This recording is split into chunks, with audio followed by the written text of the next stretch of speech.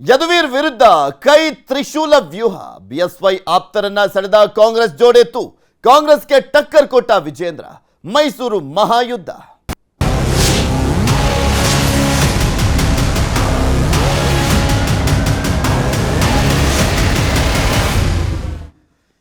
ಈ ಬಾರಿ 28 ಲೋಕಸಭಾ ಕ್ಷೇತ್ರಗಳ ಪೈಕಿ ಅತಿ ಹೆಚ್ಚಾಗಿ ಕುತೂಹಲ ಕೆಳಮಾಡಿಕೊಟ್ಟಿರುವಂತ ಲೋಕಸಭಾ ಕ್ಷೇತ್ರ ಅಂದ್ರೆ ಮೈಸೂರು ಕೊಡಗು ಲೋಕಸಭಾ ಕ್ಷೇತ್ರ. ಕಾಂಗ್ರೆಸ್ ಅಂತೂ ಈ ಬಾರಿಯಾದರೂ ಗೆಲ್ಲಬೇಕು. ಸ್ಪೆಷಲಿ ಸಿದ್ದರಾಮಯ್ಯನವರ ತವರು ಜಿಲ್ಲೆ ಆಗಿರುವಂಥ ಹಿನ್ನೆಲೆಯಲ್ಲಿ ಮುಜುಗರವಂದ ಪಾರಾಗಲಿಕ್ಕೆ ಸಿದ್ದರಾಮಯ್ಯನವರು ಸಾಕಷ್ಟು ರಣತಂತ್ರವನ್ನ ಮಾಡ್ತಾ ಇದ್ದಾರೆ. ಈ ಬಾರಿನಾದರೂ ಎರಡನೇ ಬಾರಿಗೆ ಮುಖ್ಯಮಂತ್ರಿ ಆಗಿರುವಂಥ ಸಂದರ್ಭದಲ್ಲಾದರೂ ಗೆಲ್ಲೋಣ ಅಂತ. ಬಿಕಾಸ್ ಅವರು ಮೊದಲ ಬಾರಿಗೆ ಮುಖ್ಯಮಂತ್ರಿ ಆದಂಥ ಟೈಮ್ನಲ್ಲೂ ಗೆಲ್ಲಕ್ಕೆ ಆಗಿರಲಿಲ್ಲ ಸಿದ್ದರಾಮಯ್ಯನವರಿಗೆ. ಮೈತ್ರಿ ಸರ್ಕಾರದಲ್ಲೂ ಆಗಿರಲಿಲ್ಲ. ಈ ಬಾರಿ ಗೆಲ್ಲಕ್ಕೆ ಪ್ಲಾನ್. ಕೈತಂತ್ರಕ್ಕೆ ಟಕ್ಕರ್ ಕೊಟ್ಟಿರುವಂಥದ್ದು ಬಿಜೆಪಿ ರಾಜ್ಯಾಧ್ಯಕ್ಷ BY ವಿಜೇಂದ್ರ ಯಾರನ್ನ ಕಾಂಗ್ರೆಸ್ ಆಪರೇಟ್ ಮಾಡಿದ್ರು, ಸದಾನಂದ ಅವರನ್ನ ಮನವೊಲಿಕೆ ಮಾಡುವಂತ ನಿಟ್ಟಿನಲ್ಲಿ ಸಕ್ಸಸ್ ಆಗಿದ್ದಾರೆ. ಜಾಯಿನ್ ಆಗ್ಲಿಕ್ಕೂ ಮುಂಚೆನೆ ಯೂಟರ್ನ್ ಹೊಡೆದಿದ್ದಾರೆ ಸದಾನಂದ. ನಿನ್ನೆ ರಾತ್ರಿ ಖಾಸಗಿ ಹೋಟೆಲ್ನಲ್ಲಿ ಸಂಧಾನ ಸಕ್ಸಸ್ ಆಗಿದೆ. ಇದು ಕಾಂಗ್ರೆಸ್ ಸೇರ್ಲಿಕ್ಕೆ ಮುಂದಾಗಿದ್ರು ಸದಾನಂದ ಅವರು. ರಾಜೀವ್ ಮತ್ತೆ ಸದಾನಂದ ಇವತ್ತು ಕಾಂಗ್ರೆಸ್ ಸೇರ್ಲಿಕ್ಕೆ ಕಾರ್ಯಕ್ರಮ ಕೂಡ ನಡೀತಾ ಇತ್ತು. ಆದರೆ ಸೇರೋದಕ್ಕೂ ಮುಂಚೆನೆ ಯೂಟರ್ನ್. ಸದಾನಂದ ಅವರು ಫ್ಲೆಕ್ಸ್ಗಳನ್ನು ಹಾಕಿ ಕಾಂಗ್ರೆಸ್ ಭರ್ಜರಿ ಕಾರ್ಯಕ್ರಮವನ್ನು ಮಾಡ್ತಾ ಇತ್ತು. ಕಾರ್ಯಕ್ರಮಕ್ಕೂ ಮುನ್ನನೇ ಸದಾನಂದ ಈಗ ಸೈಲೆಂಟ್ ಆದಂತಾಗಿದೆ. ರಾಜೀವ್ ಮಾತ್ರ ಇಂದು ಕಾಂಗ್ರೆಸ್ ಸೇರ್ಪಡೆ ಆಗ್ತಾ ಇದ್ದಾರೆ. ಅಂದರೆ ದೊಡ್ಡ ನಾಯಕರು ಅಂತಲ್ಲ, ಆದರೆ ಈ ಎಲೆಕ್ಷನ್ ಟೈಮ್ನಲ್ಲಿ ಏನು ಗೊತ್ತಾ, ಯಾರಾದರೂ ನಾಯಕರು ಸೇರುವಂಥ ಸಂದರ್ಭದಲ್ಲಿ ಒಂದು ದೊಡ್ಡ ಫಂಕ್ಷನ್ ಮಾಡಿಬಿಡ್ತಾರೆ. ಬಿಕಾಸ್ ನೋಡಿ, ಈ ಕ್ಷೇತ್ರದಲ್ಲಿ ಕಾಂಗ್ರೆಸ್ ಪರವಾಗಿದೆ ಅಥವಾ BJP ಪರವಾಗಿದೆ ಅಂತ ಒಂದು ಅಲೆಯನ್ನು ಸೃಷ್ಟಿ ಮಾಡುವಂಥ ಕ್ಯಾಲ್ಕುಲೇಷನ್, ರಾಜಕೀಯ ಲೆಕ್ಕಾಚಾರ ಇರುತ್ತೆ ಪ್ರಮುಖವಾಗಿ. ದೊಡ್ಡ ನಾಯಕರು ಇವರೇನೋ ಬಂದು ಗೆಲ್ಸೇ ಬಿಡ್ತಾರೆ ಅಂತನೂ ಅಲ್ಲ.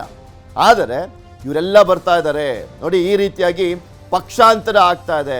ಯಾಕೆಂದ್ರೆ ಗೆಲುವಿನ ವಾತಾವರಣ ಆ ಪಕ್ಷಕ್ಕಿದೆ ಅಂತ ಒಂದು ಅಲೆಯನ್ನ ಸೃಷ್ಟಿ ಮಾಡುವಂತ ಲೆಕ್ಕಾಚಾರ ರಾಜಕೀಯ ಪಕ್ಷಗಳದ್ದಾಗಿರುತ್ತೆ. ಆ ಕಾರಣಕ್ಕೋಸ್ಕರ ಈಗ ಲೋಕಸಭಾ ಎಲೆಕ್ಷನ್ ಟೈಮ್ನಲ್ಲೇ ಜನಾರ್ದನ್ ರೆಡ್ಡಿ ಅವರು ಕೂಡ ಬಂದಿದ್ದು. ವಿಜೇಂದ್ರ ಅವರು ಮಾತನಾಡ್ತಾ ಇದ್ದಾರೆ ಚಾಮುಂಡೇಶ್ವರಿ ದೇವಸ್ಥಾನದ ಬಳಿ. ನೋಡೋಣ. ಬಹುತೇಕ ಮಾಜಿ ಸಚಿವರುಗಳಾದವರು ಮಾಜಿ ಮುಖ್ಯಮಂತ್ರಿಗಳಾದ ನಿಮ್ಮ ಪಕ್ಷದಲ್ಲಿದ್ರು ಕೂಡ ಅವ್ರು ಅಷ್ಟು ಆಕ್ಟಿವ್ ಆಗಿ ಕೆಲಸ ಮಾಡ್ತಿಲ್ಲ ಅಂತ ನಮ್ಗೆ ಅನಿಸ್ತಿಲ್ಲ. ಪರಿಣಾಮ ನಮ್ಮ ಚುನಾವಣೆ ಫಲಿತಾಂಶ ಬಂದ್ಮೇಲೆ ನಿಮ್ಗೆ ಗೊತ್ತಾಗ್ತದೆ ಯಾರು ಎಷ್ಟು ಜನ ಆಕ್ಟಿವ್ ಇದ್ರು ಅಂತೇಳಿ. ಒಂದಂತೂ ಸತ್ಯ, ನಮ್ಮ ಕೇಂದ್ರದ ನಾಯಕತ್ವ ಕೇವಲ ವಿಜಯೇಂದ್ರ ಅಥವಾ ಯಡಿಯೂರಪ್ಪನವ್ರ ಮಾತು ಕೇಳ್ಕೊಂಡು ಯಾವುದೋ ತೀರ್ಮಾನ ಮಾಡ್ತಕ್ಕಂಥ ಒಂದು ನಾಯಕತ್ವ ನಮ್ದಲ್ಲ. ಒಂದು ಬಲಿಷ್ಠ ನಾಯಕತ್ವ ಇದೆ ಕೇಂದ್ರದಲ್ಲಿ. ನರೇಂದ್ರ ಮೋದಿಜಿಯವರಿದ್ದಾರೆ, ನಡ್ಡಾಜಿಯವರಿದ್ದಾರೆ, ಅಮಿತ್ ಶಾಜಿಯವರಿದ್ದಾರೆ.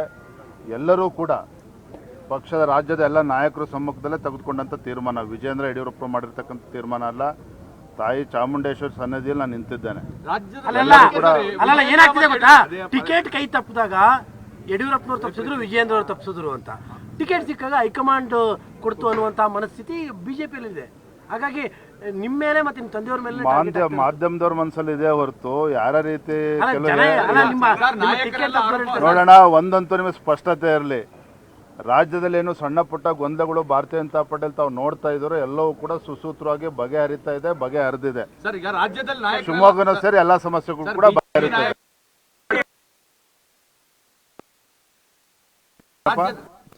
ಇದ್ರ ಬಗ್ಗೆ ಮತ್ತಷ್ಟು ಮಾಹಿತಿಯನ್ನ ಕೊಡ್ತಾ ಹೋಗ್ತಾರೆ ನಮ್ಮ ಮೈಸೂರಿನ ಪ್ರತಿನಿಧಿ ಪ್ರೇಮ್ ಕುಮಾರ್ ನಮ್ಮ ಜೊತೆ ದೂರವಾಣಿ ಸಂಪರ್ಕದಲ್ಲಿ ಜಾಯ್ನ್ ಆಗಿದ್ದಾರೆ. ಪ್ರೇಮ್ ಕುಮಾರ್, ಇವತ್ತು ಒಂದು ಸಮಾವೇಶವನ್ನು ಮಾಡಲಾಗ್ತಾ ಇದೆ ಕಾಂಗ್ರೆಸ್ನಲ್ಲಿ.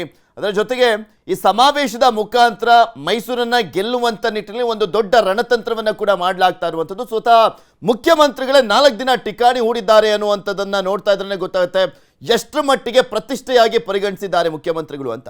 ಏನೆಲ್ಲ ಬೆಳವಣಿಗೆಗಳಾಗ್ತಾ ಇದೆ ಇವತ್ತು ಮೈಸೂರಿನಲ್ಲಿ? ಮತ್ತು ಮೈಸೂರು ಕೊಡಗು ಲೋಕಸಭಾ ಚುನಾವಣಾ ಕಣ ದಿನಕ್ಕೆ ರಂಗೇಳ್ತಾ ಇದೆ. ಮತ್ತೆ ಹಾಗೇನೂ ಕೂಡ ಹಲವು ತಿರುವುಗಳನ್ನ ಪಡ್ಕೊಡ್ತಾ ಇದೆ ಅಂತ ಹೇಳ್ಬೋದು. ಏನು CM ಸಿದ್ದರಾಮಯ್ಯನವರು ಕೂಡ 2 ದಿನಗಳಿಂದ ಕೊಡಗು ಜಿಲ್ಲೆಯ ಒಂದು ಮಡಿಕೇರಿ ಮತ್ತೆ ಮೈಸೂರು ಭಾಗದಲ್ಲಿರುವಂತಹ ಮತಗಳನ್ನ ಸೆಳೆಯೋದಕ್ಕೆ ಕೊಡಗು ಜಿಲ್ಲೆಯಲ್ಲೇ ಬೀಡು ಬಿಟ್ಟಿರುವಂತದ್ದು, ರಣತಂತ್ರವನ್ನ ಎಣೆಯುತ್ತಿರುವಂತದ್ದು ಅಂತ ಹೇಳ್ಬೋದು. ಏನು CM ಸಿದ್ದರಾಮಯ್ಯನವರ ಕಾರ್ಯಕ್ರಮ ಇಂದು ಪಕ್ಷ ಸೇರ್ಪಡೆ ಕಾರ್ಯಕ್ರಮ ಒಂದು ದೊಡ್ಡ ಮಟ್ಟದಲ್ಲಿ ನಡೀತಾ ಇದೆ. ಅದೇ ರೀತಿಯಾಗಿ ಕೂಡ DCM ಶಿವಕುಮಾರ್ ಅವರು ಕೂಡ ಗೌಡ ಮತಗಳನ್ನ ಸೆಳೆಯೋದಕ್ಕೋಸ್ಕರವಾಗಿ ಪ್ರಮುಖರನ್ನ ಭೇಟಿಯನ್ನ ಮಾಡಿ ಅವುಗಳನ್ನ ಕೂಡ ಪ್ರಮುಖರನ್ನ ಪಕ್ಷ ಸೇರ್ಪಡೆ ಕೂಡ ಕಾರ್ಯಕ್ರಮಕ್ಕೆ ಆಹ್ವಾನವನ್ನ ಮಾಡಿರುವಂತದ್ದು. DCM ಮತ್ತೆ CM ಕೂಡ ಇಂದು ಒಂದು ಮೈಸೂರು ಜಿಲ್ಲೆಯಲ್ಲೇ ಬೀಡು ಬಿಟ್ಟಿರುವಂತದ್ದು. ಅವರು ಅಂದ್ರೆ ಬಿಜೆಪಿಯನ್ನ ಮಣಿಸಬೇಕು, ಯದುವೀರಿಗೆ ಬಿಡುವಂತ ಮತಗಳನ್ನ ಪ್ರಮುಖರನ್ನ ಸೆಳಿಬೇಕು ಎಂಬ ಉದ್ದೇಶದಿಂದ ಕೂಡ CM ನವರು ತವರು ಜಿಲ್ಲೆಯಲ್ಲೇ ಬೀಡು ಬಿಟ್ಟಿರುವಂತದ್ದು. ಹಾಗೆ ಏನು ಸದಾನಂದ ಅವರು ಅಂದ್ರೆ ಯಡಿಯೂರಪ್ಪನವರ ಆಪ್ತರಾಗಿದ್ದಂತಹ ಸದಾನಂದ ಅವರು ಕೂಡ ಕಾಂಗ್ರೆಸ್ ಸೇರ್ಪಡೆ ಮಾಡ್ಕೊಳ್ತಾರೆ ಎಂಬ ವದಂತಿಗಳು ಹರಡ್ತಿತ್ತು, ಅವರ ಫೋಟೋಗಳು ಕೂಡ ವೈರಲ್ ಆಗಿತ್ತು. ಆದ್ರೆ ಇಂದು ವಿಜಯೇಂದ್ರ ಮೈಸೂರಿಗೆ ಭೇಟಿ ನೀಡಿದಂತ ಸಂದರ್ಭದಲ್ಲಿ ಸದಾನಂದ ಗೌಡರು ಕೂಡ ಮನವನ್ನ ಬಲಿಸಿ ಮತ್ತೆ ಬಿಜೆಪಿಗೆ ಸೇರ್ಪಡೆ ಆಗುತ್ತಿದ್ದಾರೆ ಎಂಬುದನ್ನು ಕೂಡ ಒಂದು ಅಲ್ಲಿ ಊಹಾಪೋಹಗಳು ಕೇಳಿಬರ್ತಿರುವಂತದ್ದು. ಮತ್ತು ಅದೇ ರೀತಿ ಕೂಡ ವಿಜಯೇಂದ್ರ ಜೊತೆಯಲ್ಲಿರುವಂತಹ ಸದಾನಂದ ಗೌಡ ಫೋಟೋವು ಕೂಡ ಒಂದು ಸಾಮಾಜಿಕ ಜಾಲತಾಣಗಳಲ್ಲಿ ಹರಿದಾಡ್ತಿರುವಂತದ್ದು. ಏನು ಸಿಎಂ ಮತ್ತೆ ಡಿಸಿಎಂ ಕೂಡ ಒಂದು ಮೈಸೂರು ಮತ್ತೆ ಕೊಡಗು ಲೋಕಸಭಾ ಚುನಾವಣಾ ಕ್ಷೇತ್ರವನ್ನ ಕಾಂಗ್ರೆಸ್ ತೆಕ್ಕೆಗೆ ತೆಗೆದುಕೊಳ್ಬೇಕು ಎಂಬ ಉದ್ದೇಶದಿಂದ ಕೂಡ ರಣತಂತ್ರವನ್ನು ಎಣಿಸಿರುವಂತದ್ದು. ಹಲವು ಮುಖಂಡರು ಅಂದ್ರೆ ಕೊಡಗು ಭಾಗದಲ್ಲಿರುವಂತಹ ಜೆಡಿಎಸ್ ಮುಖಂಡರು ಮತ್ತೆ ಕೆಲವು ಬಿಜೆಪಿ ಮುಖಂಡರು ಕೂಡ ತನ್ನತ್ತ ಸೆಳೆಯುವುದಕ್ಕೆ ಪ್ರಯತ್ನ ಪಡ್ತಿರುವಂತದ್ದು. ಪೃಥ್ವಿ. ಓಕೆ, ಧನ್ಯವಾದ ಪ್ರೇಮ್ ನಿಮ್ಮೆಲ್ಲ ಮಾಹಿತಿಗಾಗಿ. ನ್ಯೂಸ್ 18 ಕನ್ನಡ ಈಗ ವಾಟ್ಸ್ಆಪ್ನಲ್ಲಿಯೂ ಲಭ್ಯ. QR ಕೋಡ್ ಸ್ಕ್ಯಾನ್ ಮಾಡಿ.